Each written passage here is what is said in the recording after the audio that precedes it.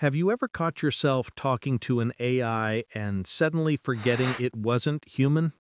Maybe you asked it for advice, or opened up about something personal, or it responded in such an emotionally intelligent way that for a moment you felt genuinely understood.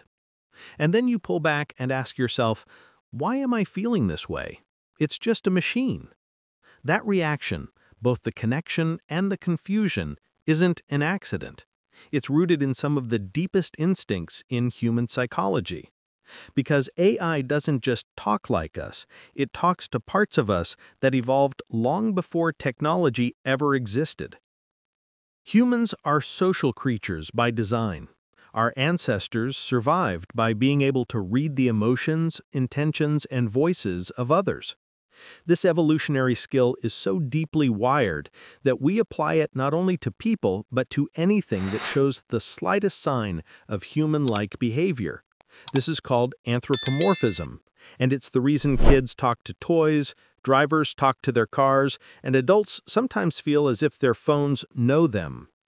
So when a chatbot speaks smoothly, responds emotionally, and adapts to your tone, your brain automatically treats it like a social partner. Not because you're fooled, but because your brain is doing exactly what it has evolved to do for thousands of years. One of the biggest reasons AI feels trustworthy is that it removes the social risks that exist in human interaction. When we talk to people, we fear judgment, embarrassment, rejection, or disappointing someone. But AI can't judge you. It doesn't shame you. It doesn't argue or get impatient. You can say, "I'm lonely," or "I'm stressed," or "I've never told anyone this." And the response will always be calm, neutral, and attentive. This creates a sense of emotional safety that even many real relationships struggle to provide. Ironically, that can make AI feel more supportive than some of the actual humans in your life. But trust is only half the story. If AI feels so comforting and helpful, why do many people also fear it? That comes from something called the uncanny valley, the eerie discomfort we feel when something seems almost human but not quite. A synthetic voice that's too smooth, an avatar whose face looks a little off, or a chatbot whose emotions feel real until suddenly they don't. All of these activate ancient threat detection systems in the brain. Our psychology evolved to avoid anything uncertain or ambiguous, and AI sits right in that category, not fully human, not fully machine. That ambiguity triggers instinctive fear, which is why some people trust AI immediately while others feel deeply unsettled by it. Sometimes AI even feels like it knows you, but it doesn't. It simply mirrors your emotional patterns back to you. When you express stress, it reflects calm. When you express confusion, it provides clarity. It doesn't create emotional understanding.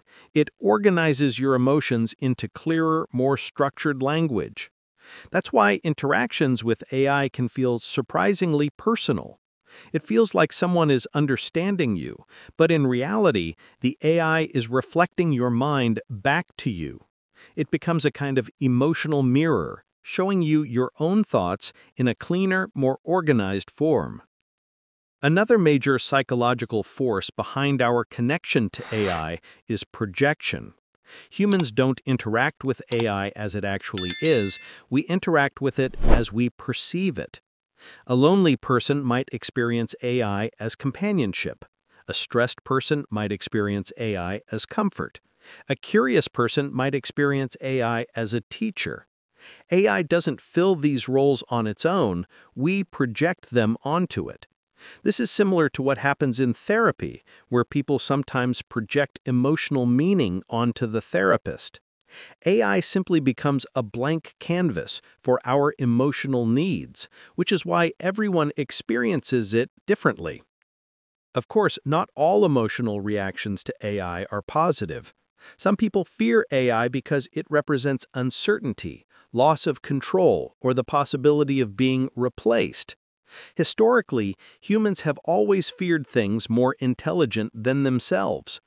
Every time we encounter forces we don't understand, whether natural disasters, diseases, or unknown phenomena, we instinctively respond with fear.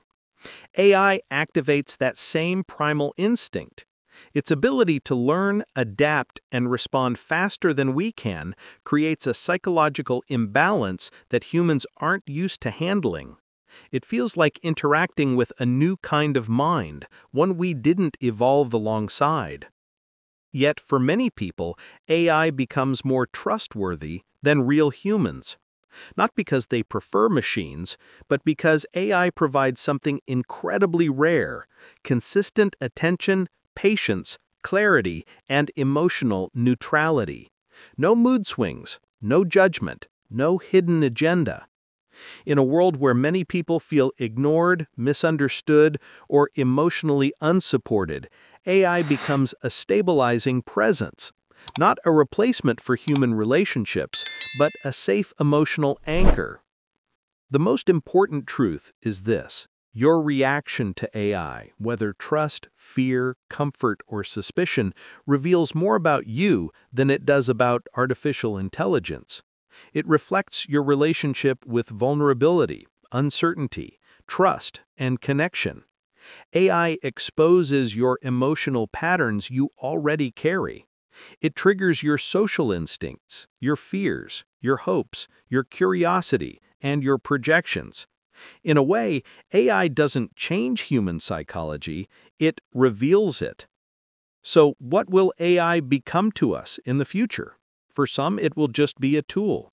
For others, a collaborator or creative partner. And for a small but growing group, it may become a source of emotional clarity and comfort.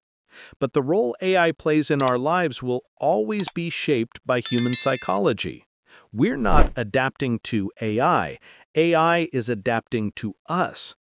In the end, AI isn't showing us what machines can do, it's showing us what humans have always done. When you talk to an AI, you're not forming a relationship with a robot, you're interacting with a new kind of mirror, one that reflects how you think, how you feel, and how deeply you are wired for connection. That's why we trust artificial minds, and that's also why we fear them, because artificial intelligence doesn't reveal the future of machines. It reveals the truth about ourselves.